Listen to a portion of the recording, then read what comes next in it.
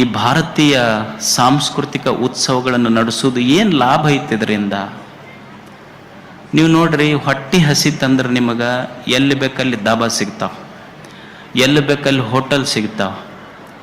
ನಿಮ್ಮ ಹೊಟ್ಟೆ ತುಂಬಿಸ್ಕೊಳ್ಳೋ ಸಲುವಾಗಿ ದಾಬಾ ಸಿಗ್ತಾವ, ಹೋಟೆಲ್ ಸಿಗ್ತಾವ, ರೆಸ್ಟೋರೆಂಟ್ ಸಿಗ್ತಾವ, ಪಾನಿಪುರಿ ಸಿಗ್ತೈತಿ, ಸಮೋಸ ಸಿಗ್ತೈತಿ, ಪಿಜ್ಜಾ ಸಿಗ್ತೈತಿ, ಬರ್ಗರ್ ಸಿಗ್ತೈತಿ. ಆದ್ರೆ ನೆತ್ತಿ ತುಂಬಿಸ್ಕೊಳ್ಳುವ ಸಲುವಾಗಿ ಒಂದಾದರೂ ರೆಸ್ಟೋರೆಂಟ್ ಬೇಕಲ್ಲ, ಇದು ನೆತ್ತಿ ತುಂಬಿಸಿಕೊಳ್ಳುವ ರೆಸ್ಟೋರೆಂಟ್ ಇದು ಅಷ್ಟೆ. ನೆತ್ತಿ ತುಂಬಿಸ್ಕೊಳ್ಳೋಕೆ ಒಂದರ ಬೇಕಲ್ಲ ಇದು ಅಂತ. ಮನುಷ್ಯನ ಮನಸ್ಸೇನಿದೆ, ಸಾಧನೆ ಅಂದ್ರೆ ಏನಲ್ಲ, ಮನದ ಹೀನ ವಿಷಯಗಳನ್ನು ತೆಗೆದು, ಮನದ ಹೀನ ವಿಷಯಗಳನ್ನು ಸರಿಸಿ ಮನಸ್ಸನ್ನು ಒಳ್ಳೆಯ ವಿಷಯಗಳ ಕಡೆ ಹರಿಸುವುದೇ ಸಾಧನೆ ಅಷ್ಟೆ. ಇಷ್ಟೆಲ್ಲ ಸಾಧಕರನ್ನು ಕರ್ಕೊಂಡ್ಬಂದಿದ್ದಾರೆ. ದೇಶ ವಿದೇಶಗಳಿಂದ ಉತ್ತಮ ವಾಕ್ಯಗಳನ್ನು ಕರ್ಕೊಂಡ್ಬಂದಾರ. ಇವ್ರನ್ನೆಲ್ಲ ಕರ್ಕೊಂಡು ಬಂದು ನಮಗೆಲ್ಲ ಪರಿಚಯಿಸ್ತಾ ಇದ್ದಾರೆ. ಇದು ಮನುಷ್ಯನ ಮನಸ್ಸು ಏನಂದ್ರೆ, ಇದಕ್ಕೆ ಹಂಗ ಬಿಡೋದಲ್ಲ, ಪ್ರತಿ ಕ್ಷಣ ಹೊಸದು ಕಲಿಸ್ತಿರ್ಬೇಕು, ಇದಕ್ಕೆ ಸಂಸ್ಕಾರ ಕೊಡ್ತಿರ್ಬೇಕು. ನೀ ಎಷ್ಟೇ ಸಂಸ್ಕಾರ ಕೊಡ್ರಿ ಅದು ಮತ್ತೆ ಕೆಡ್ತಿರ್ತದೆ, ಮತ್ತೆ ಕೊಡ್ತಿರ್ಬೇಕಷ್ಟೆ. ಎಷ್ಟು ದಿವಸ ಕೊಡುದ್ರಿ ಅಂದ್ರೆ ಕೊಡೋದೇ ಹಂಗೆ. ಈಗ ನೀವು ಹಳ್ಳಿಗಳಲ್ಲಿ ಶೇಂಗಾ ಬಿತ್ತೀರಿ, ಶೇಂಗಾ ಹೆಂಗೆ ಬಿತ್ತೀರಿ ಹೇಳ್ರಿ? ಶೇಂಗಾ ಸೊಟ್ಟಿ ತೆಗೆದು ಬಿತ್ತಿರೋ ಇಲ್ಲೋ? ಸೊಟ್ಟಿ ತೆಗೆದ ಬಿತ್ತೀರಿ, ಆದರೂ ಹುಟ್ಟಿ ಬರುವಾಗ ಮತ್ತೆ ಸೊಟ್ಟಿ ತಗೊಂಡ ಬರ್ತೈತದ. ಹಂಗಿದು ಮನಸ್ಸು. ಹಿಂಗೆ ಒಂದು ಸಂಸ್ಕೃತಿ ಉತ್ಸವದಾಗ ಇವರನ್ನು ನೋಡಿ ಮಾತು ಕೇಳಿ ನಾನು ಹಂಗೆ ಆಗ್ಬೇಕು ಅನಿಸ್ತೈತಿ. ಮನೆಗೆ ಹೋದ ಕೂಡಲೇ ಸಂಸಾರ ಮತ್ತೆ ಅದನ್ನು ಸೊಟ್ಟಿ ಮುಚ್ಚಿ ಹಾಕಿ ಸೊಟ್ಟಿ ತಗೊಂಡ ಬರ್ತೈತಿ ಮುಂದಿನ ವರ್ಷ ಬರುವಾಗ. ಇದು ಹಂಗ ಸಂಸ್ಕಾರ ಕೊಡ್ತಿರ್ಬೇಕಷ್ಟೇ ಇದಕ್ಕೆ. ಯಾಕಂದ್ರೆ ಮನಸ್ಸಿಗೆ ಸಂಸ್ಕಾರ ಇರದೇ ಇದ್ರೆ ಇದು ಕೆಡ್ತೈತಿ. ಒಂದು ಹುಡುಗಗ ಉಗುರು ಕಡಿಯೋ ಚಟ ಇತ್ತಂತ, ಈ ಕೈಯಾಗಿನ ಉಗುರು ಕಡಿತಿತ್ತಂತದ್ದು, ಭಾಳ ಉಗುರು ಕಡಿಯೋ ಚಟ ಅದಕ್ಕೆ. ಆ ಊರಿಗೆ ಒಬ್ಬರು ಯೋಗಾಸನ ಕಲಿಸೋ ಗುರುಗಳು ಬಂದಿದ್ರಂತ.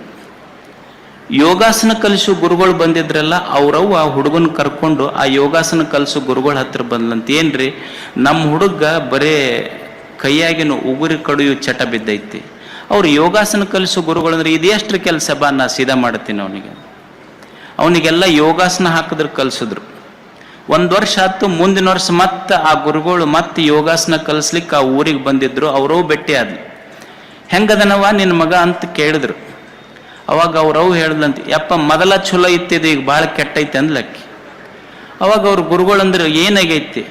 ಯಪ್ಪ ಮೊದಲ ಕೈಯಾಗಿನ ಉಗುರು ಕಡಿತಿತ್ತು, ಈಗ ನೀ ಯೋಗಾಸನ ಕಲಿಸಿಂದ ಕಾಲು ಹೆಗಲ ಮೇಲೆ ಹಾಕೊಂಡು ಹೆಗಲ ಮೇಲಿನ ಉಗುರು ಕಲಿಯೋದು ಕಲ್ತಿತ್ತು, ಕಾಲನ ಉಗುರು ಕಡಿಯಕತ್ತೈತಿ ಈಗ ಅದು.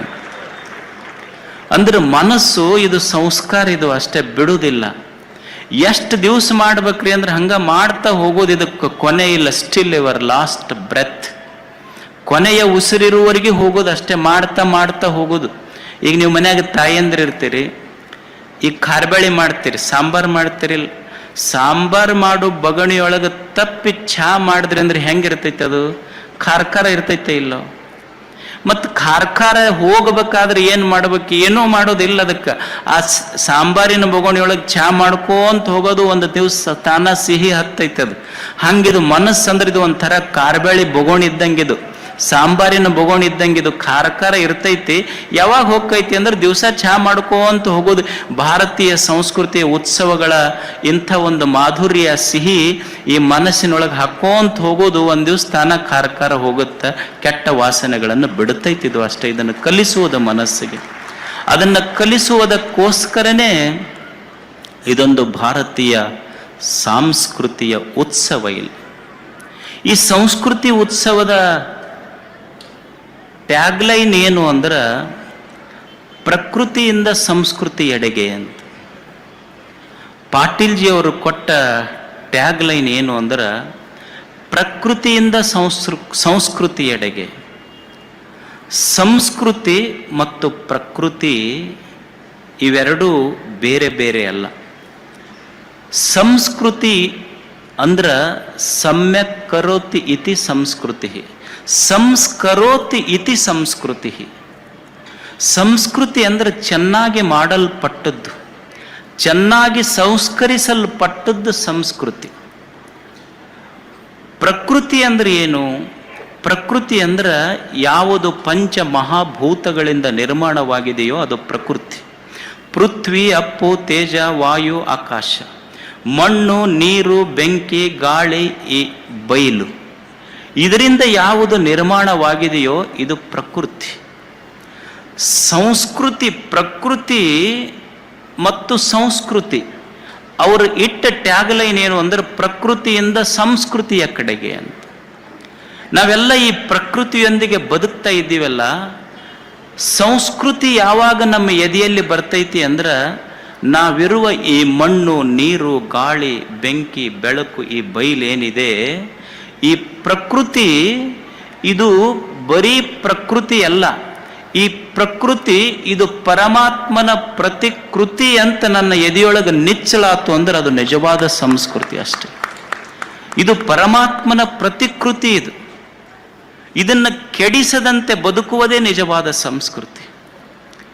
ಸಂಸ್ಕೃತಿ ಸಂಸ್ಕಾರ ಅಂದ್ರೆ ಏನಲ್ಲ, ಈ ಇರುವ ಪ್ರಕೃತಿಯನ್ನು ಕೆಡಿಸಬೇಡ. ನಾವೆಲ್ಲ ಬಹಳ ಮಂದಿ ಕೇಳ್ತೀವಿ, what is the purpose of life? ಜೀವನದ ಉದ್ದೇಶ ಏನಂತ ಬಹಳ ಮಂದಿ ಕೇಳ್ತಿರ್ತಾರೆ. ಏನು ಮಾಡ್ಬೇಕಂತ ಮಾಡಿರಪ್ಪ ನೀವೆಲ್ಲ?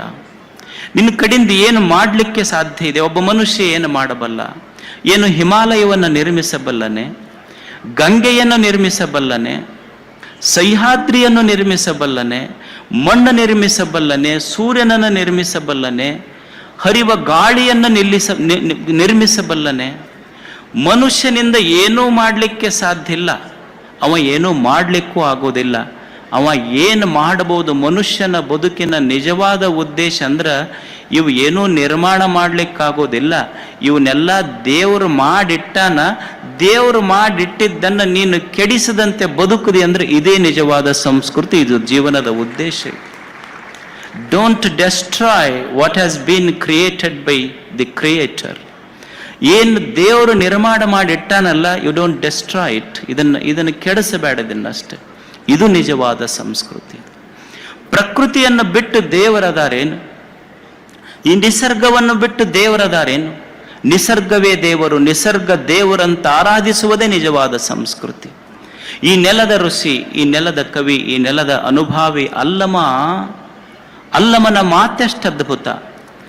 ನಾವು ಗುಡಿ ಗುಂಡಾರಗಳಂತೆ ಎಲ್ಲೆಲ್ಲೋ ಹೋಗ್ತೀವಿ, ನಿಜವಾದ ಗುಡಿ ಯಾವುದು? ನಾವು ತೀರ್ಥಕ್ಷೇತ್ರಗಳಂತೆ ಎಲ್ಲೆಲ್ಲೋ ಹೋಗ್ತೀವಲ್ಲ, ನಿಜವಾದ ತೀರ್ಥ ಯಾವುದು? ನಾವು ಹೋಮ ಹವನ ಅಂತ ಮಾಡ್ತೀವಲ್ಲ, ಯಾವುದು ನಿಜವಾದ ಹೋಮ? ಯಾವುದು ಧ್ಯಾನ? ಯಾವುದು ಮೌನ? ನಾವು ಮಾಡಿದ ಮೌನ, ನಮ್ಮ ಧ್ಯಾನಗಳು ಈ ನಿಸರ್ಗದ ಪೂಜೆ, ಪ್ರಕೃತಿಯ ಪೂಜೆಯನ್ನ ತನ್ನ ವಚನದೊಳಗ ಅಲ್ಲಮನ ಅನುಭವದ ಮಾತುಗಳು ಎಷ್ಟು ಅದ್ಭುತ.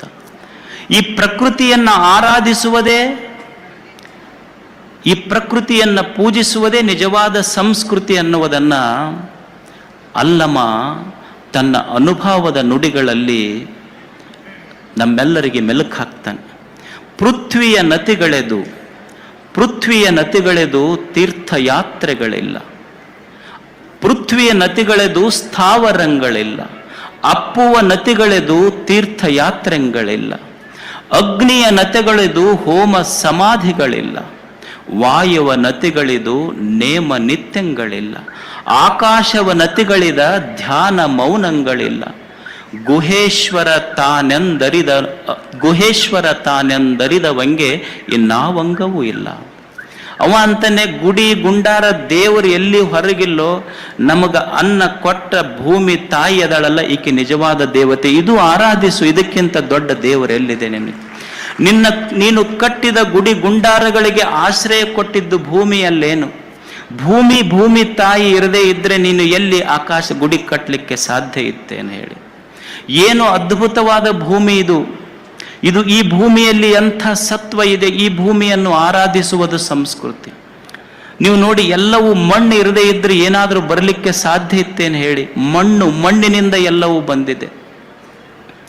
ನೀವೊಂದು ಮಾವಿನಕಾಯಿ ಇರ್ತದೆ, ಮಾವಿನ ಹಣ್ಣು, ಸುಮ್ಮನೆ ಗೊಟ್ಟ ಒಗಿತೀರಿ, ಗೊಟ್ಟ ಬೆಳೆದೊಂದು ಸಸಿ ಆಗ್ತದೆ, ಸಸಿ ಬಂದಿದ್ದು ಮಣ್ಣಿನಿಂದ.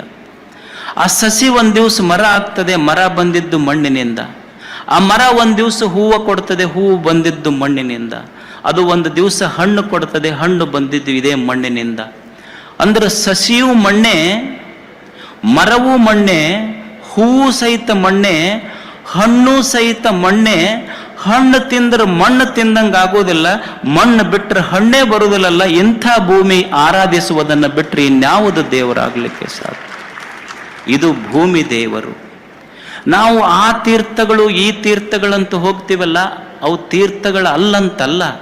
ಅಲ್ಲಮ್ಮ ಅಂತಾನೆ ಕುಡಿಯುವ ನೀರೇ ತೀರ್ಥ ಈ ನೆಲದ ಕವಿ ಕಾವ್ಯಾನಂದ ಹೇಳ್ತಾನೆ.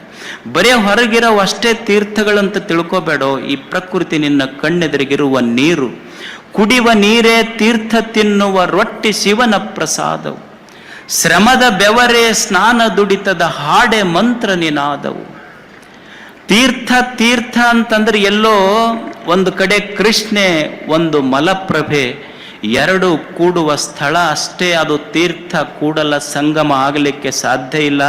ಮನುಷ್ಯನೇ ಕಷ್ಟಪಟ್ಟು ದುಡಿಯುವಾಗ ನಿನ್ನ ಬೆವರ ಹನಿಗಳು ಯಾವ ನೆಲಕ್ಕೆ ಬೀಳ್ತವಲ್ಲ, ಕೃಷ್ಣ ಮಲಪ್ರಭೆ ಕೂಡುವ ಸ್ಥಳ ಕೂಡಲ ಸಂಗಮ ಅಷ್ಟೇ ಅಲ್ಲ. ನೀನು ಕಾಯಕದಿಂದ ದುಡಿಯುವಾಗ ನಿನ್ನ ಶ್ರಮದ ಬೆವರಿನ ಹನಿ ಯಾವ ನೆಲಕ್ಕೆ ಬೀಳ್ತವಲ್ಲ, ನಿನ್ನ ಬೆವರ ಹನಿ ನೆಲ ಕೂಡುವ ಸ್ಥಳ ಅದು ಸಾಕ್ಷಾತ್ ಕೂಡಲ ಸಂಗಮ. ಇದು ಅದು ಕೂಡಲ ಸಂಗಮ ಅಲ್ಲೇನು ಹೇಳು.